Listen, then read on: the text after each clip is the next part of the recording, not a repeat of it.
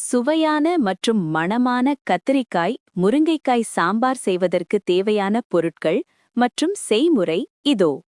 தேவையான பொருட்கள்: பருப்பு வேக வைக்க துவரம் பருப்பு 1 கப் 200 கிராம், மஞ்சள் தூள் 1/4 டீஸ்பூன், பெருங்காயத்தூள் 1 சிட்டிகை, நல்லெண்ணெய் சில துளிகள், தண்ணீர் தேவையான அளவு.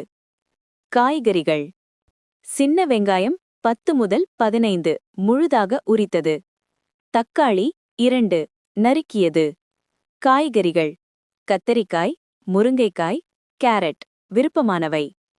புளி நெல்லிக்காய் அளவு கரைத்து வைத்துக் கொள்ளவும். மசாலாக்கள்: சாம்பார் பொடி 2 முதல் 3 டேபிள் ஸ்பூன், உப்பு தேவையான அளவு.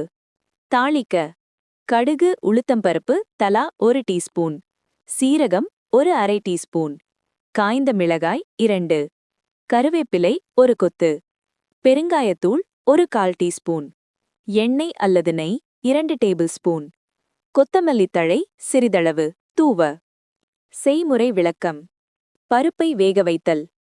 துவரம் பருப்பை நன்றாக கழுவி குக்கரில் சேர்த்து மஞ்சள் தூள், பெருங்காயம், 1 சொட்டு எண்ணெய் மற்றும் 3 கப் தண்ணீர் ஊற்றி 3 முதல் 4 விசில் வரும் வரை வேக வைக்கவும்.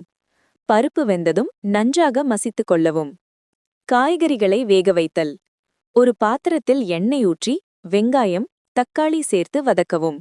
பின் நறுக்கி வைத்துள்ள காய்கறிகளை சேர்த்து லேசாக வதக்கி 2 கப் தண்ணீர் ஊற்றி வேகவிடவும். மசாலா சேர்த்தல். காய்கறிகள் பாதி வெந்ததும் அதில் சாம்பார் பொடி மற்றும் தேவையான உப்பு சேர்க்கவும். மசாலாவின் பச்சை வாசனை போனவுடன் கரைத்து வைத்துள்ள புளித்தண்ணீரை ஊற்றவும். பருப்பு சேர்த்தல். புளித்தண்ணீர் கொதித்து வரும்போது மசித்து வைத்துள்ள பருப்பை சேர்த்து நன்றாக கிளறவும். சாம்பார் கெட்டியாக இருந்தால் சிறிது சுடு தண்ணீர் சேர்க்கலாம். தாளித்தல். ஒரு சிறிய தாளிப்பு கரண்டியில் எண்ணெய் அல்லது நெய் ஊற்றி கடுகு, உளுந்து, சீரகம், காய்ந்த மிளகாய், பெருங்காயம் மற்றும் கருவேப்பிலை சேர்த்து தாளித்து சாம்பாரில் கொட்டவும். முடித்தல். கடைசியாக பொடியாக நறுக்கிய கொத்தமல்லி தழையை தூவி இறக்கவும். குறிப்பு: சாம்பார் பொடி இல்லை என்றால் மிளகாய்த்தூள் 1 ஸ்பூன் மற்றும் மல்லித்தூள் 2 ஸ்பூன் பயன்படுத்தலாம்.